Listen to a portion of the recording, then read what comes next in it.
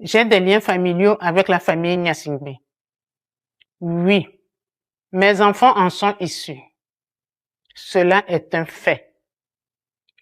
Mais il n'enlève rien à mon droit de m'exprimer en toute conscience sur la situation du Togo. Avant d'être lié à une famille ou à une communauté, je suis avant tout une citoyenne togolaise, lucide, qui n'accepte pas de garder le silence face à ce que subit mon pays, notre pays. Dites-moi, pourquoi devrais-je me taire au motif de mes origines ethniques, de mes liens familiaux ou parce que j'ai été ministre et sous prétexte d'avoir bénéficié du système? Non. Garder le silence face aux dérives que j'ai constatées quand j'étais dans le gouvernement serait trahir les valeurs qui me sont chères et qui constituent mes repères de vie. Ce serait renier ma conscience. Ce serait trahir le peuple togolais. C'est donc en toute légitimité que je revendique aujourd'hui mon droit de parole et que naturellement, je me joins aux voix qui appellent au changement. Vous savez, seuls les esprits fermés refusent d'évoluer. Chères concitoyennes et chers concitoyens, le silence dans ce contexte est une faute morale. L'inaction est une complicité et il est important de ne pas laisser la peur dicter nos actions et nos choix, car c'est en surmontant nos peurs que nous pouvons réellement avancer et agir de manière plus éclairée et courageuse. Dès les premières heures de son indépendance, le Togo n'a jamais connu la paix. Pas la vraie, pas celle qui libère et qui rassemble. Le Togo est resté enfermé dans un cycle ininterrompu d'abus, de violence et de répression contre sa propre population. Des parents ont été tués pour leurs opinions, d'autres contraints à l'exil, laissant derrière eux des générations meurtries, des familles brisées et des enfants grandir dans la douleur.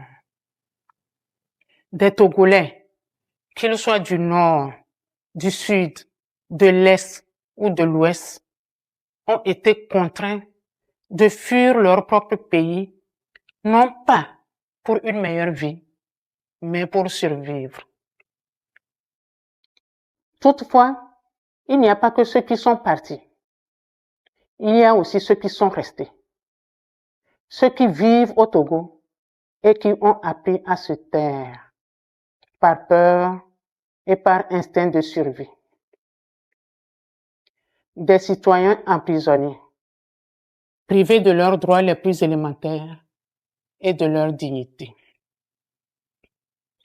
Nous pensons à tous les Togolais, d'ici et d'ailleurs, qui portent en eux des blessures profondes, des douleurs anciennes et des colères légitimes. Il serait difficile d'imaginer toute cette souffrance parce qu'il faut la vivre pour la comprendre. Il est temps d'arrêter toutes ces souffrances, d'assumer les erreurs du passé et de faire du Togo un pays de repentance, un pays de justice, un pays de mémoire. Ce sera le prix de la guérison et le seul chemin vers un pays de pardon et vers une paix réelle. Nous devons aussi avoir en mémoire que le problème togolais n'est pas une région. Le problème n'est pas non plus un nom de famille, ni une communauté. Le vrai problème, c'est un système qui a trahi les espoirs du peuple. Et ce système doit être combattu et changé. Chères concitoyennes, chers concitoyens, Notre pays ne se construira pas dans la division, mais dans l'unité afin de faire du Togo une nation. Nous avons tous un rôle à jouer afin que nos concitoyens de l'extérieur puissent rentrer chez eux et que tous les Togolais vivent en paix, parlent sans peur et marchent sans crainte. C'est ensemble que nous reconstruirons notre pays dans la fraternité et la détermination. Le temps du silence est terminé. Le moment est venu de dire les choses avec clarté. Nous avons besoin d'un Togo nouveau, d'un pays libre, juste, réconcilié et tourné vers l'avenir. Le Togo est en effet un pays riche, doté de ressources humaines et naturelles considérables. Il devrait être un modèle de développement. Hélas, les années de privation de liberté, de mauvaise gouvernance, de corruption endémique et d'impunité ont gravement compromis notre avenir collectif.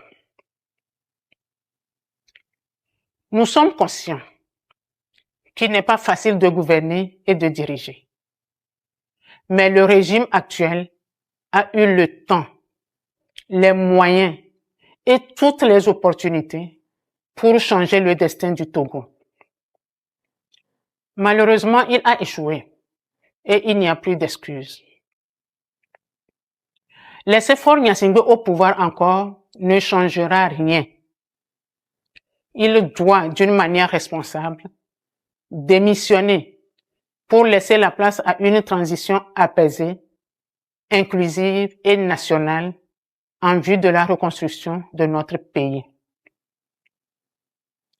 Le peuple togolais doit prendre ses responsabilités pour intensifier son engagement citoyen dans la paix et la légalité pour que le changement tant attendu devienne réalité. Le Togo doit renaître. C'est une réalité historique. Aucun peuple ne peut accepter indéfiniment cette oppression, cette misère, ce mépris et cette injustice. Je saisis l'occasion pour lancer un appel une fois de plus aux forces armées et aux forces de défense et de sécurité à se ranger aux côtés du peuple pour la libération et la reconstruction de notre pays, le Togo. Trop de sang a coulé sur la terre de nos aïeux. Il est temps de le laver. Mes chers compatriotes, ne laissons plus la peur dicter notre silence.